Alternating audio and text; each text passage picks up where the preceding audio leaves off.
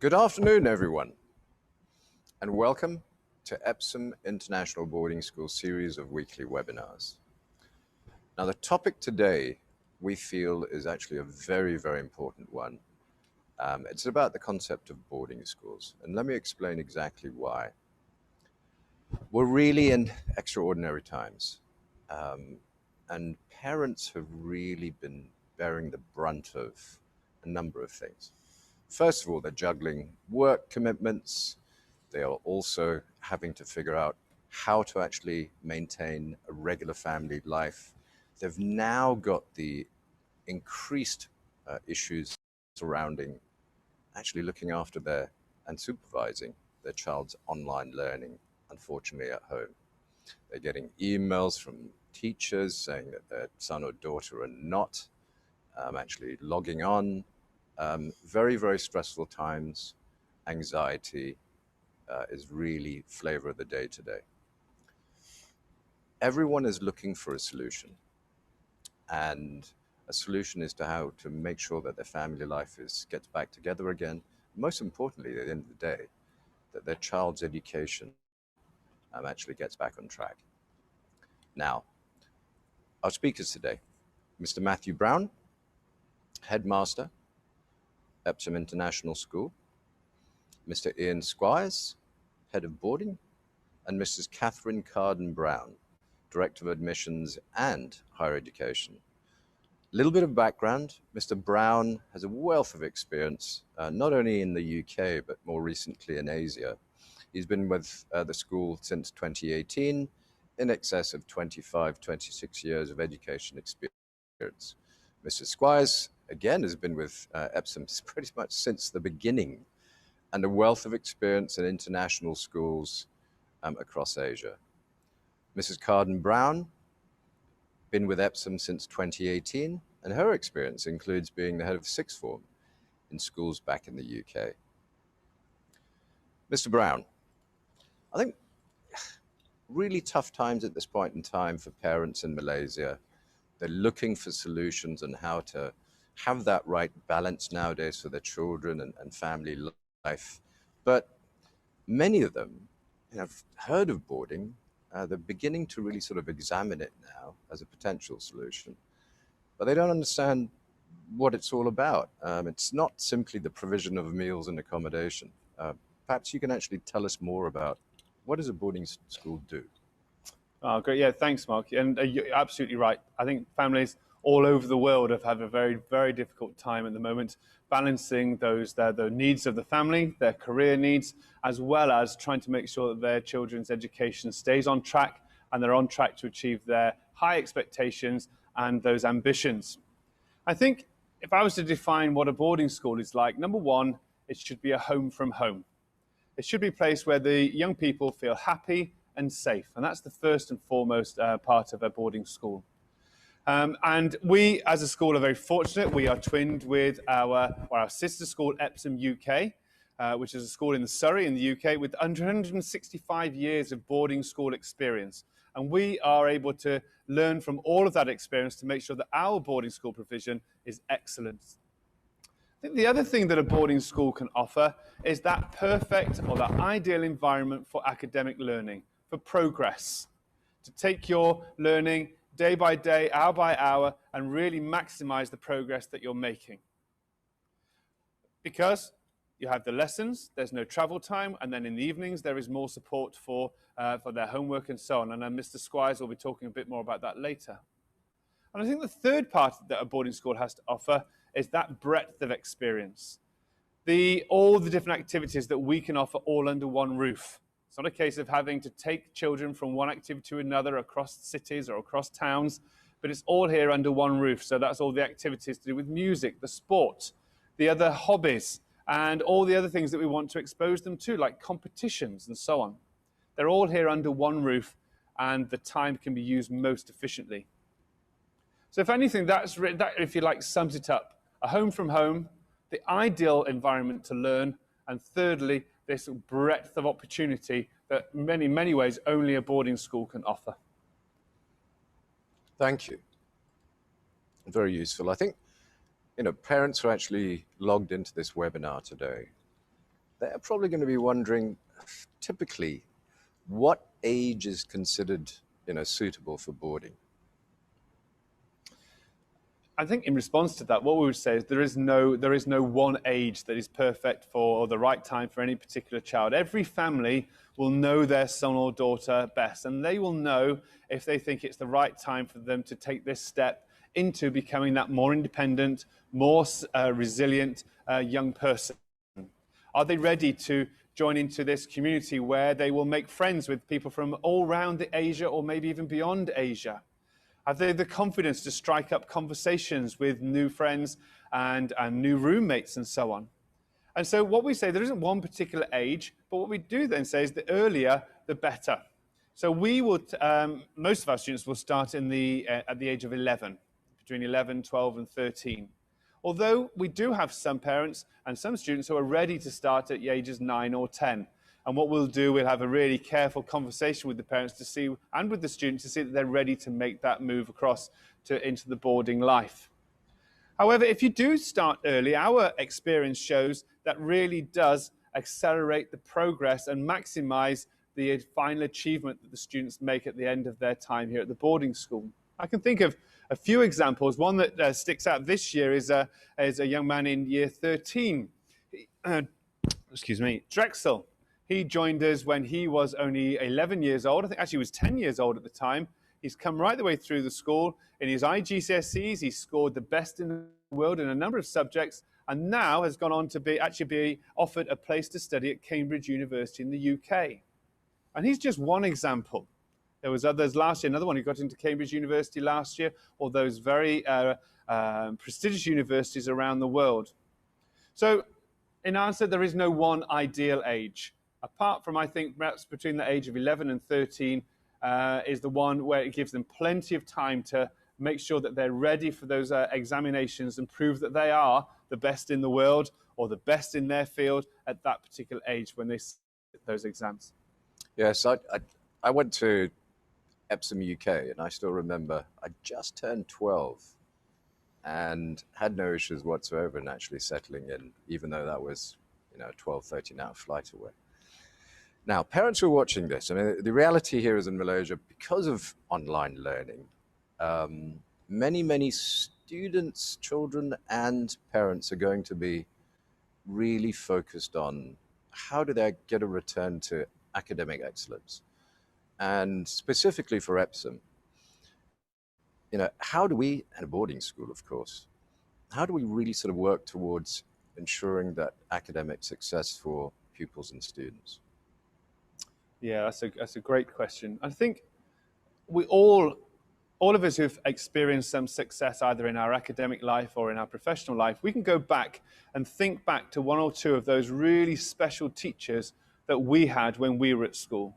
Those teachers that really, really made a difference, that saw something, some potential in yourself, and they brought that out, and they were able to really fire that enthusiasm and help you to achieve things you never thought that you were able to achieve. And I think one of my key roles as head teacher is to find those teachers that will bring that inspiration to our young people here in Epsom College. So we have a very rigorous process of trying to find those teachers, advertising internationally, and then a very, if you like, sometimes a bit of a grueling process to find out what makes them tick. What is their passion? Do they have that passion for their subject? Do they have that passion for young people? We also think it's important that they all teach. So in our appointment process, we ensure that every one of them is observed teaching. Only yesterday, we had an excellent candidate from the UK teaching one of our groups here online, teaching them, and I was able to observe that lesson. I was able to see how they were able to inspire our students, even from thousands of miles away online, through an online connection. And I can see that person really had something special and could bring out the best in our young people. So the first answer there to you, Mark, is a school is only as good as its teachers. And we make sure that we have the best teachers that we can find from all over the world. I think the second part to that is the environment that we have. I've referred to it, that the students are here from the first thing in the morning. They're able to study during the day, and then we're able to give them support again in the evenings. And lastly, it's that bespoke support that we can give beyond the classroom for their other ambitions. So we've talked about going to university. We'll be hearing later on from Mrs. Carden-Brown and the really careful individual support that she gives the students as they go through the school, as they're thinking about how they can achieve their ambitions. We know there are thousands of students who will achieve those top grades. What else is it that we can help them bring to those interviews and to those applications that they will fill in? And again, Mrs. Carden-Brown will talk a little bit about that later. So, an international range of teachers. Ours are mostly from the UK. Making sure that they have that passion and that intellect, that they can inspire our young people. And then lastly, that specific support to enable them to achieve their ambitions. Thank you.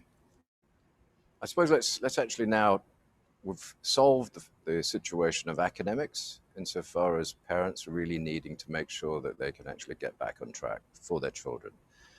Let's actually go to the boarding aspect. And Mr. Squires, I mean, it's true, isn't it, that a well-rounded education is not really just about, in isolation, the academic learning, but it's also about, it takes a village to raise a child. There's so much more to ensuring that that holistic education is correct. Mr. Brown's talked about the academics. Tell us a little about boarding school and what is the value of a boarding school? Thank you, Mark. As a parent, housemaster, assistant head of boarding, I truly believe that boarding offers just a little bit more than you might get from a traditional day education. An education has more than just what happens in the classroom. Pastoral support, character development, and the breadth of college life is vitally important. If I focus on pastoral care, the key to boarding is the depth and the breadth of the pastoral care. Perhaps in a day school, the pastoral care starts at 9 o'clock and finishes at 4 o'clock. Very much not the case in the boarding school environment, with a dedicated team of housemasters and residential staff. And all of our staff do work within the boarding houses at one point within the week. The children really do get the parental support that you would get at home. Thus, the idea of a home away from home is very much true. A lack of pastoral support prevents academic potential being fulfilled. It also makes school a more miserable place, and school should be fun. Children should leave school having enjoyed their experience, and pastoral support, housemasters, teachers working with young children and working through the trials and tribulations of teenage years, which if I look back, it might be a long time ago, were quite difficult. Necessarily maths wasn't the hardest thing, it was just discovering life and how to find my way through that was the bigger issue. And we've got our dedicated staff who work 7 days a week right through to the evenings who make that happen. Next, I would say character development. When we talk about universities, but also about just how to live life in the right way. Having the right sort of character is important, and I think boarding schools, rightly so, have got a reputation for developing the right sort of character. What is that?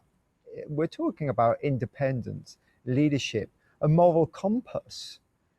Now, when you live somewhere and you work and live in a community, the idea of selflessness very much comes to the fore. And I think we send out young men and young ladies and gentlemen and ladies, I think would be a more appropriate term, that really do have that compass that stands out when they leave us. And I think the third thing would be breadth of study, Mark. Because we're available and the school's available and the 50 acres is available all day, all evening, and for 7 days a week, we just have that breadth of study. Every day we have co-curricular that lasts till 5:30. It supports academics and pushes new interests. That might be music, it might be sport, it might be debating, it might be baking. Each of those has value in itself. Character development, social development, but also it makes school fun and interesting. But it doesn't stop there. It goes into the evenings. We're talking about traditional dinners at Christmas. We will have our entire community dressed up, looking great, having a traditional Christmas dinner and a sing-song. So all those traditional breadth and extensions of activities are there that, in the same way as you would see in Epsom, UK, or in other boarding schools around the world. And I think that's what makes us a little bit unique in Malaysia, and makes us such a good destination for parents looking at for boarding opportunities. Okay. I think, again, so that parents really sort of grasp this, what would be a typical day for a boarding pupil? Thank you, Mark. No, I think what's important is children get lots of time back. Previous to here, I worked in Bangkok with my own children, and at 6 o'clock in the morning, my son would have to get in a taxi at the age of 3 whilst trying to eat his breakfast to beat the traffic for an hour. And I know that's an issue in KL and elsewhere. And 2 hours a day of time spent in a taxi is time spent elsewhere here. So whilst they're here for long periods of the day, they also have a really balanced life that involves periods of work, but also periods of relaxation, and just the opportunity to be young men and young ladies and really enjoy life. They'll get up in the morning and they'll meet their housemaster and the house staff, and they'll say good morning and they'll go to breakfast.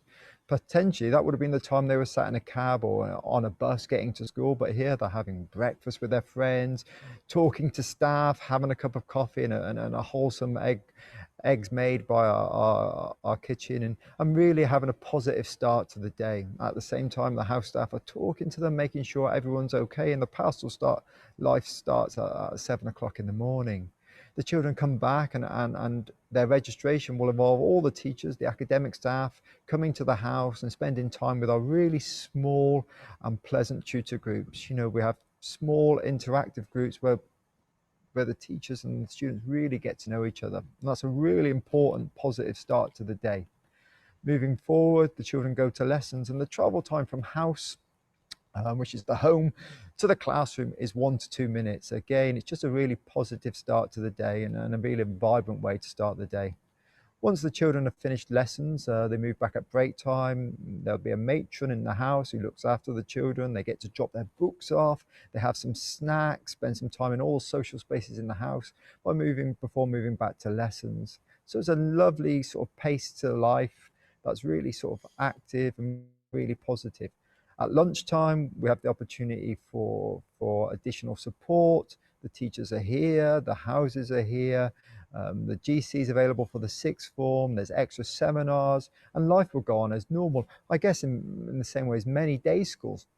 However, where we really come into our own then would be at 4 o'clock, where normally perhaps all the children are getting onto buses and beating the traffic. Our children go into the extensive CCA program.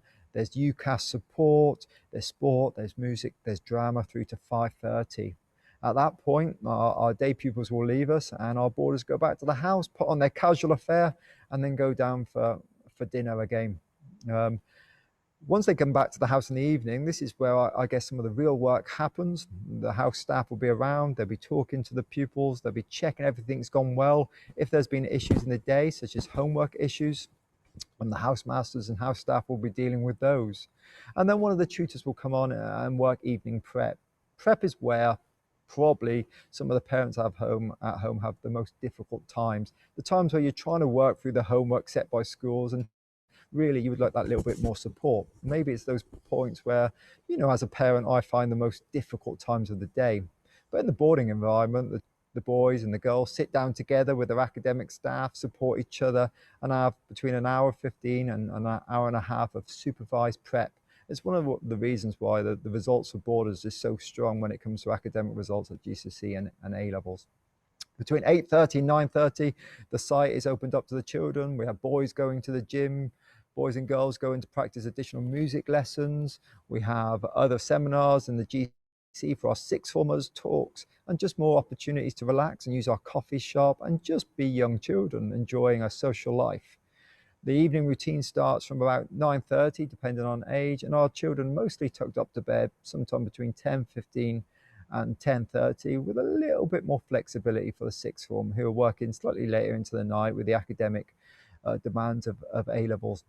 And then each house has a housemaster and 2 resident staff who are living there and checking that the children are safe and supported overnight. And that basically happens 7 days a week. So that's pretty much what the boarding day looks like. And we repeat that 5 days a week with some different programs at the weekend, Mark, for those boarders who stay here 7 days a week.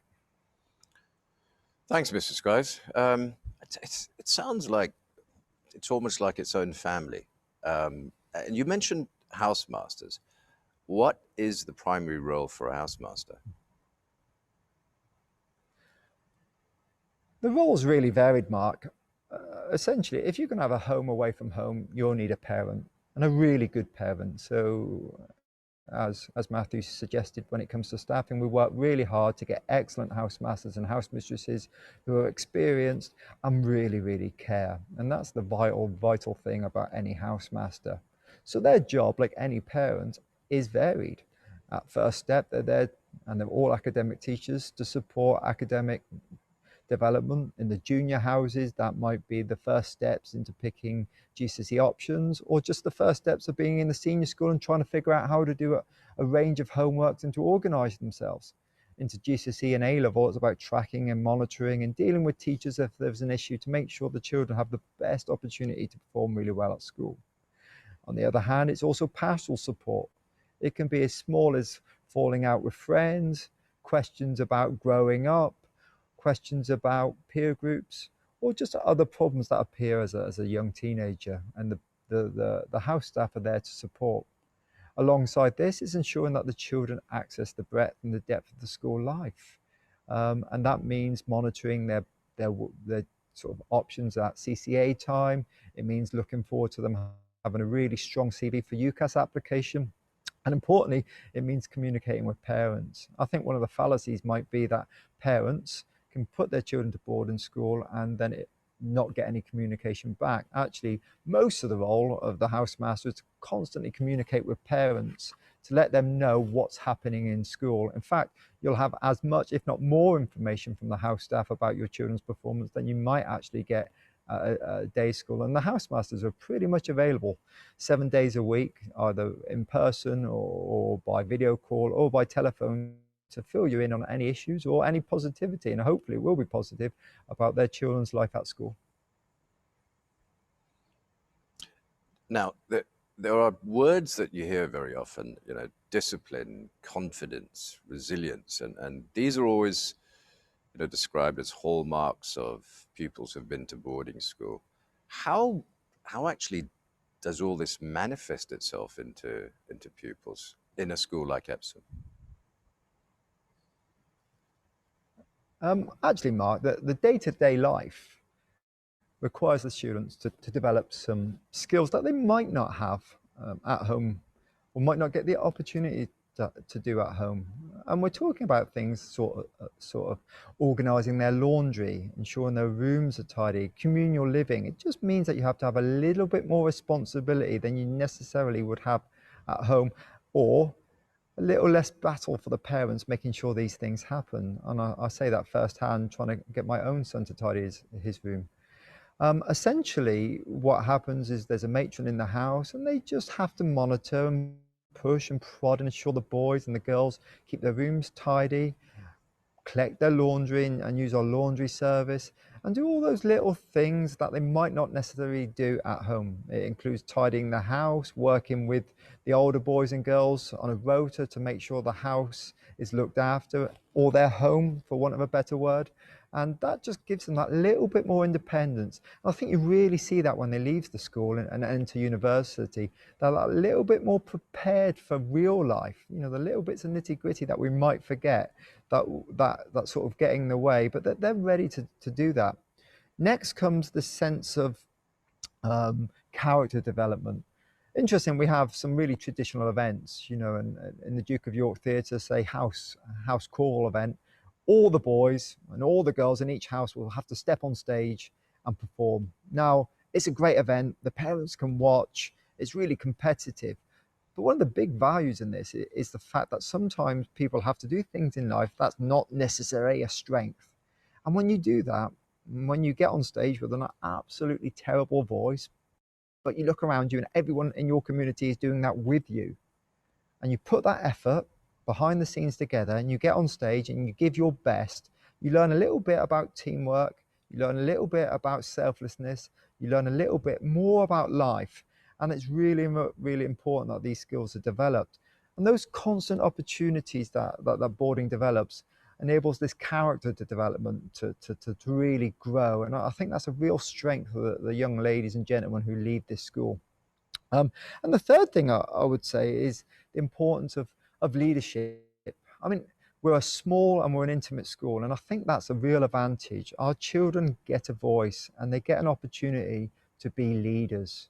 Our year 13 and our year 12, who've been here in many cases for quite some time, are role models. And through our house families and a system of bigger brothers and bigger sisters, they get to look after the younger children. I mean, I think you can forget the days of Tom Brown school days and hazing and any sort of stories people might have heard of what boarding was like. It's a truly supportive and friendly environment. And because of that, our children learn those leadership skills and that community awareness that holds them in good stead for life, for university, and just to be really good people when they leave us. Thank you, Mr. Squires. That really sounds like, again, in terms of that overall balance of support within the school grounds, which becomes your home, literally speaking, on either a full boarding or a weekday basis. Parents, I think, will actually be really, really interested in that. But one of the things that nowadays has to be a concern for parents is with the internet and with different devices and gadgets, etc.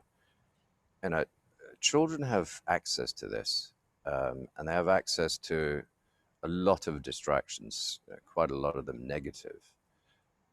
How does the school, and what is the school's policy towards that? Thank you, Mark. It's a question we get a lot, and I think any parent in the modern society probably toys with the idea of screen time, what's acceptable, what's normal, and I think it's probably a bane to most of us. But I would add a few points to this. Firstly, I think, and COVID has showed us this, technology is not going away. So a part of our program is embracing technology for its academic purpose. We use this in lessons, Google Classroom and other such facilities to aid and to promote our learning. So that part we see as a positive.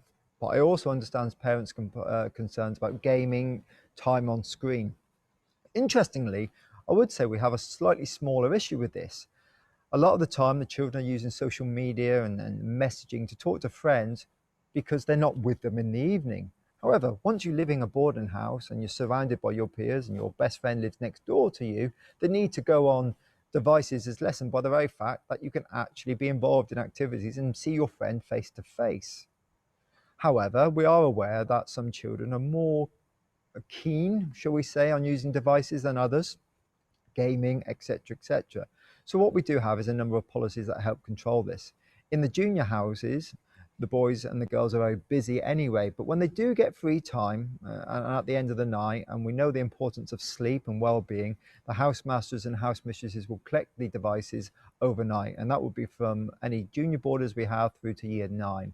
The children get their devices given back the next day, so they're fresh, they've had a good night's sleep, and they're ready to attack the academic lessons and the other activities.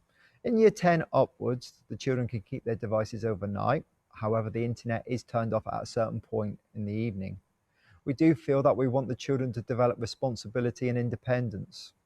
However, if the children aren't yet mature enough and they use their device, and when they get up and they have their first conversation with a housemaster, our experienced staff soon realise that the children have probably been working a little bit too late or watching TV or messaging, at which point we'll act, and it might be that we take devices away or act accordingly on a case-by-case basis. But what we need to do, and our aim would be, is to send them off to university prepared to manage their own device use.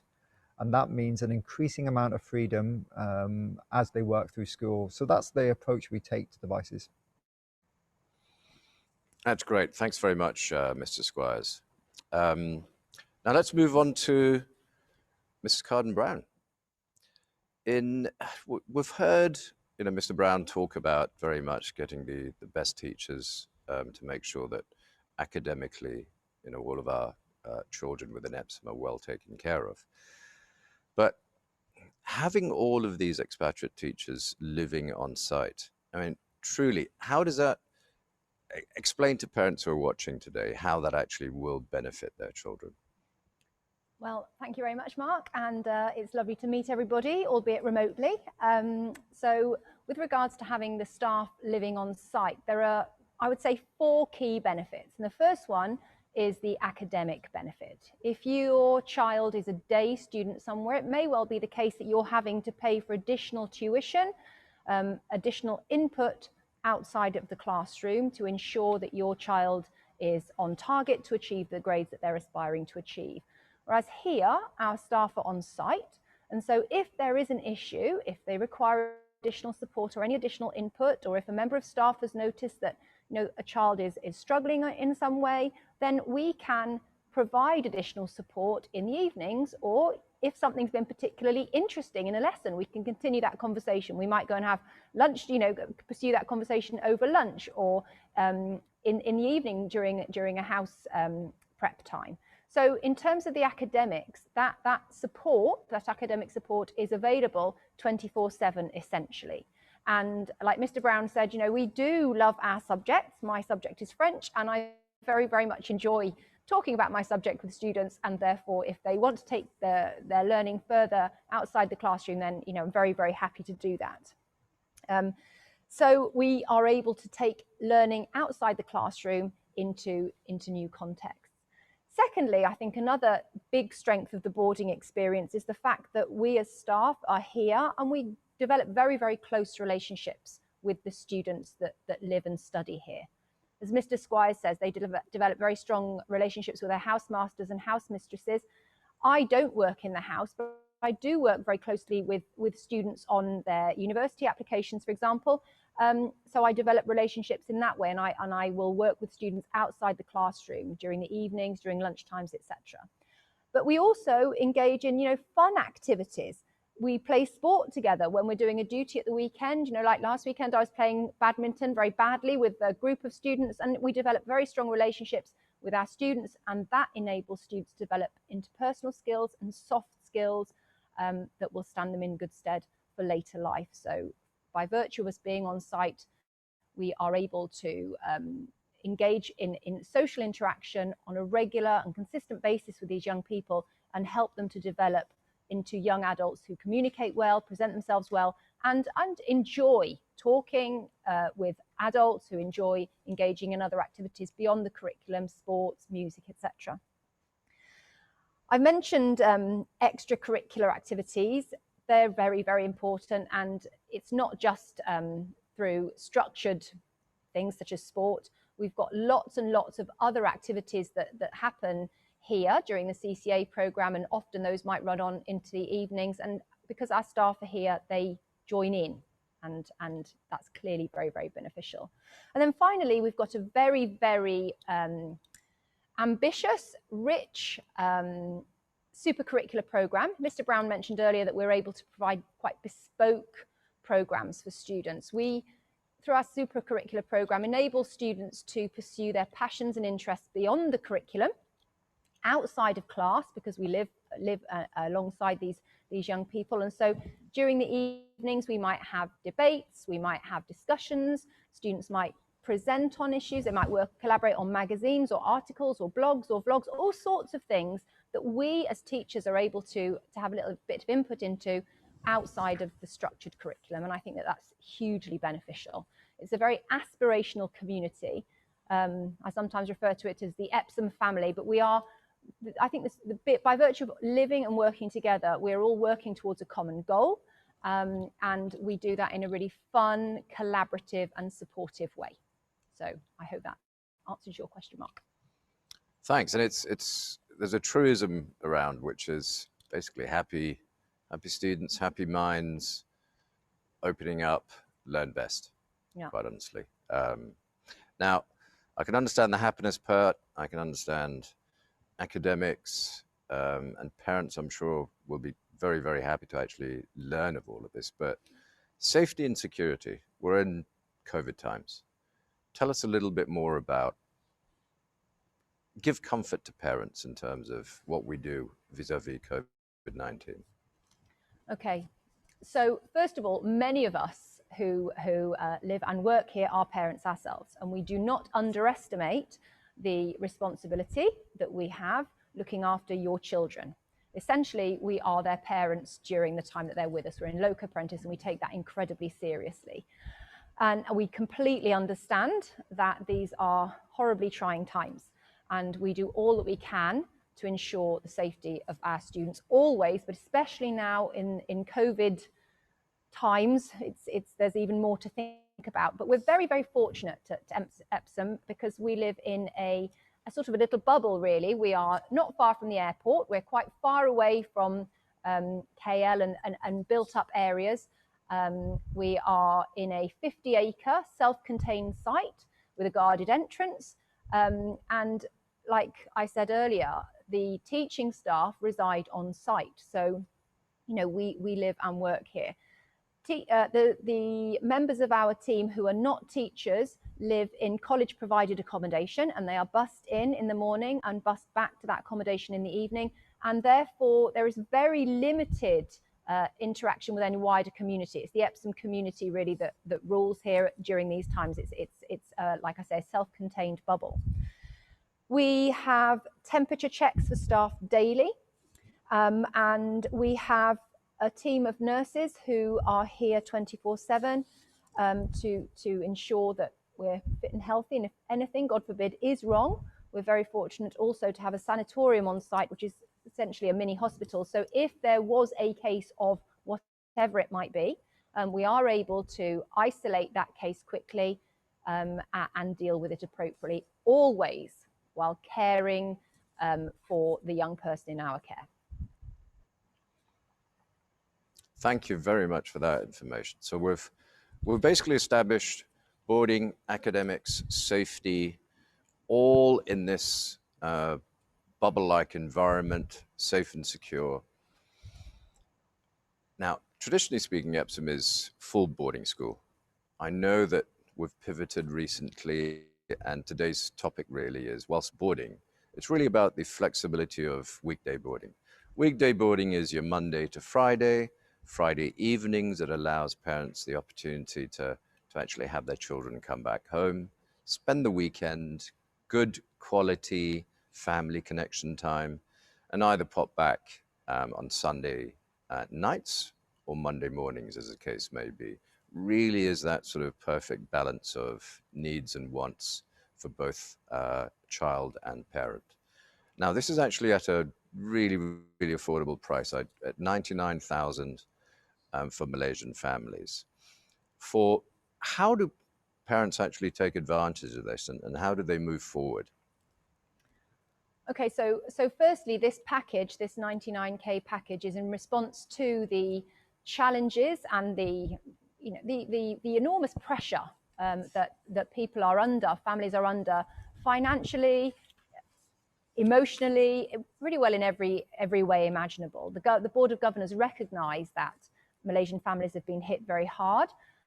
We recognise that the lines between family life, professional life for parents, study life for their children is all being blurred, and that managing children's online learning in addition to everything else is a huge, huge strain. And we believe that boarding represents a potential solution to that. And the cost of 99K is fixed for the duration of the child's academic journey with us. So that, we think, allows families to plan their finances in the long term. And it's open to 100 Malaysian families, like I say, in response to these challenges that I've mentioned. And so essentially, if what we're talking about today, this weekday boarding program, speaks to you, then it would be me that you would reach out to. I've got the very lovely job of greeting people at Epsom when they reach out initially. And then also I'm the lady, hopefully, that sees pupils off to their destination, their university destination, in my role as higher education. So I see everybody in and see them out in a way. So please reach out to me if you're interested at all in what we're offering. You would send us an email at admissions@epsom.edu.my, and we would arrange a video call, some sort of communication, so that you can talk through any questions that you might have. I can better understand your family situation, the age of the child or children that we're talking about, and talk about next steps, which will usually involve then us seeing academic records from the current school, and then arranging for an entrance test, which is nothing to worry about. It's more for us really than for the child. It's for us to see if a child has any particular strengths or any areas that might need additional support. So for example, a candidate might be very, very strong in mathematics. So we know that we need to stretch and challenge that young person, but then it may be that possibly they need a little bit of extra input with their reading, for example. So the admissions test is for us more than something for you to worry about or prepare for. And then following on from that, all being well, an offer letter would be issued, and then we would take it further.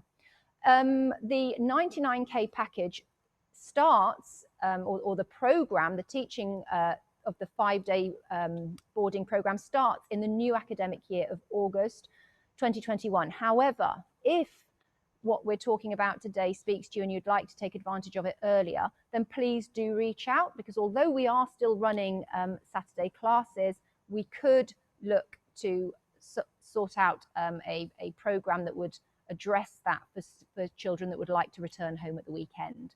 So please do, if you'd like to take advantage of that earlier, get in touch and we will work with you to make sure that that can happen. Thank you. I'd like to really sort of offer Mr. Brown the opportunity to really do a summary for this before we go into any Q&A sessions afterwards. But Mr. Brown. Yeah, just first of all, thank you, Mr. Squires. Thank you, Mrs. Brown, for your contributions this afternoon. And I think you really have managed to sum up what it is that we stand for as a school. But as I was listening, I thought if I could distill it right down even further, it would be these three things. Number one, that a child has to be happy and they have to feel that they are safe. And that is our first priority. Number two, that we are committed to academic excellence, to enabling our students to shine academically and achieve those top grades. And thirdly, it's about that X factor, if you like. It's those other things that make a human successful and in their own right. And it's their values. And perhaps one of the most important values that a young person can have or be given is a sense of confidence, self-confidence, maybe self-assuredness. My personal ambition is, and this is true for children all over the world, sometimes they feel timid. They might feel that their voice is not to be heard. But for me, I would want any of our students who've come from Epsom, wherever they go, whichever group of people that they might be with, that they know that their opinions are equally valid to everyone else's in the room. And if they choose to listen, then fine. But if they choose to speak or if they choose to act, that those acts and those words are listened to, respected and have impact. And that was in my wish for our young people in this school, that they leave with that self-confidence and those skills to really achieve their long-held ambitions. So again, thank you to all those contributors this afternoon, and back to you, Mark. Thank you, Mr. Brown. Appreciate it. And thanks to yourself, Mr. Squires and Mrs. Carden-Brown. Now, that's technically the end of this shortish webinar. We have time for Q&As if there are any questions at this point in time, and we can actually address them one by one to the appropriate people. Do we have any questions at this point in time? It sounds like we've done a very clear job of making sure that all the information with regards to this has been answered. Okay. Yeah, I think the key is there, isn't it, that if anybody wants to get in touch, we're all available through either online or through by phone, and we're happy to have a one-to-one conversation with any parent, a prospective parent, if they'd like to discuss anything that we've mentioned this afternoon. Yeah, that would be fabulous. Thank you very much, everyone. Thank you for dialing into this this webinar, and we look forward to seeing you at the next one. Oh, do we have a question? We have a question. I missed the first 30 minutes. May I know? Oh, the question has come back. May I know, is computer studies offered and how many students per intake? Oh, there we go. you want me to answer that one? Would you please? Yeah, okay, so we've had a question. I don't know if you online can see the question. It says, do we offer computer studies? And the answer is yes, we do. It's an important part of what we offer as a school. We call it computer science because it's more than just learning about the software. It's about learning about coding skills, which involves lots of mathematical skills as well. So they really get a depth of understanding about how our computers work. In terms of intake, it varies from year to year. Our largest year group would be around sort of the 60 mark, and then in our younger years, it can be smaller, in maybe the 20s or 30s, right down into the prep school. So it depends on the year group. But if you like, our intake is a V-shape like this. We have larger senior groups than we do in the junior school. However, we do have a cap on teaching groups. The largest groups are 22 students. Between the ages of 11 and 16. And then in the sixth form, again, it would be very rare for a group to be over maybe 12, 13, 14 students. That would be our maximum there, if that's helpful to your question. Thank you very much for a very interesting and informative session. I would like to ask a question. In these pandemic times, how do you manage teaching and extracurricular activities? For example, if my boy wants to play sports, does he play sports in open field or does he play sports online? Very good question. That is a very good question. And I think, do you know what? I think actually it's something that is quite good for us as a school at the moment, because our boarders are here on site. So as I say, we've almost got this, if you like, in many ways, we limit the number of people coming on and off site. And this enables us, through advice from the Ministry of Education, to offer some sports, not all sports. So for instance, one particularly safe sport might be table tennis, or tennis for other ones, as long as you can meet within your SOPs, your standard operating procedures, so you can keep that social distance between students. We try to offer as normal sporting experience as possible. Can we offer football? No, we can't. Can we offer those team sports? No, we can't. But we still try to keep that element of competition through the ones that we can offer. And so we have running clubs as well. We have walking clubs. We try to find as normal an experience as we can, but probably like yourselves, we're looking forward to that time when COVID isn't causing all these restrictions.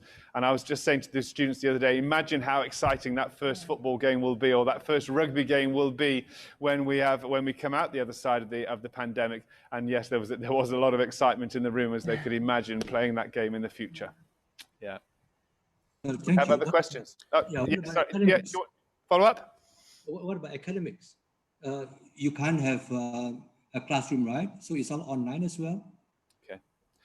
Answer. If the students have examinations in that year, so our year 13s and some of our year 12 students, that's the 16, 17-year-olds, and some of our 15-year-olds, they can attend face-to-face classes, again, because the Ministry of Education have said that it's okay, because they're preparing for examinations, they are having normal classes.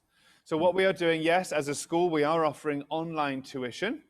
But interestingly as well, we have a number of students who are in school who are accessing that online provision in their houses, in their boarding houses. So they're in school, they're with their friends, they have the supportive teachers, not in that normal face-to-face lesson type way, but around the school. And they're also taking part in the dinners and the extracurricular activities that we have on. But yes, you're right. Again, at the advice of the Ministry of Education, the majority of our lessons are still being delivered online rather than face-to-face. Well, thank you. You're welcome. Now, the next question is from Lee Tan, which is, besides the normal 3 or 4 A-level subjects, is there any subjects in their timetable? What about teachers assisting them in preparing their university enrollment or personal statement? Maybe, Kate, I think that would be perfect for you to answer. Okay, so in addition to the A-level subjects that they study, they might want to pursue an EPQ. That's something that we offer, which is an extended project qualification, which is essentially an extended essay on a subject of a student's choice. That's planned, produced and reviewed under the guidance of a teacher opposed to under the direction of a teacher. We supervise what they produce. It's the equivalent to half an A level, and it's meant to replicate a first year undergraduate extended essay. So they have the opportunity to do that. In addition, then, we strongly encourage our learners to pursue their interests beyond the curriculum. And so they may engage in activities that are related to their academics. So, for example, academic societies where they lead an initiative that relates to their academics. So it might be that they are setting up a debate group that's related to the humanities, or they might set up a maths society where they challenge each other. Where possible, we get academics in to support with that as well. So we might get university lecturers involved to come and either, well, pre-COVID, they would come in and deliver workshops, but now lots of these things are being done online. So there's that whole super curricular kind of program that goes on beyond the structured curriculum. And then in terms of UCAS applications, I oversee that in my role as higher education, Director of Higher Education, and we put a lot of work into that. So, and we try and start that as early as possible. So I've recently been working with Year 10 students to sort of get them thinking about what they might want to look at. I completely appreciate that most of them will not know, but they're starting to think about whether they might consider the US as a destination, because if they will consider the US as a destination, that is going to mean they're going to require maybe some voluntary work or some work experience, because that's something that the US is going to be looking for. So there's a lot of it. There's a lot of conversations that goes on, a lot of planning that goes on, and we really do have a very bespoke, personalised programme for the university application process.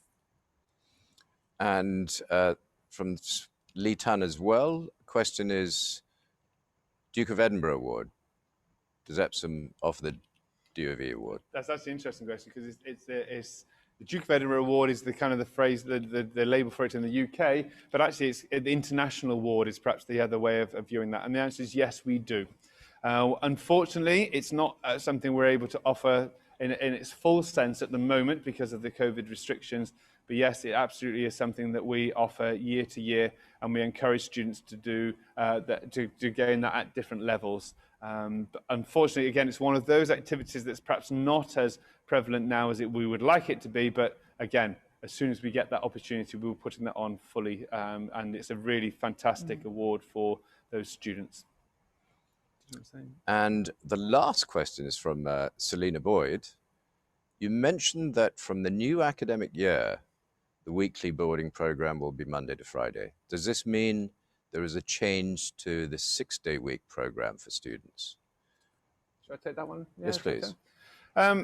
What a great question. And in fact, if anything, yeah, the answer is it will mean that we won't have the formal lessons on the Saturday morning. It's a Saturday now. We've just taught lessons this morning to students. And if you ask them, do they enjoy having lessons on a Saturday morning? It's not the most popular sort of structure for students, especially when they, when they get up on that Saturday morning. So really, this is responding to student voice and also to parent voice as well. We asked them, is Saturday school, does that work well for you? Or would you prefer that we actually put that same teaching time into the 5-day week between Monday to Friday, and then put a different program on at the weekend? Or for those who don't want to be here at the weekend, offer that 5-day boarding program, and then they can go home for the weekend. And overwhelmingly, even for those who are staying for the weekend, overwhelmingly they said, look, yeah, absolutely, we'd prefer not to have lessons on the Saturday morning. Let's make the week the busy time, the time where we're putting all our effort in, and giving that weekend then as a time to either to catch up with our homework and so on, but also with our other social and sporting activities.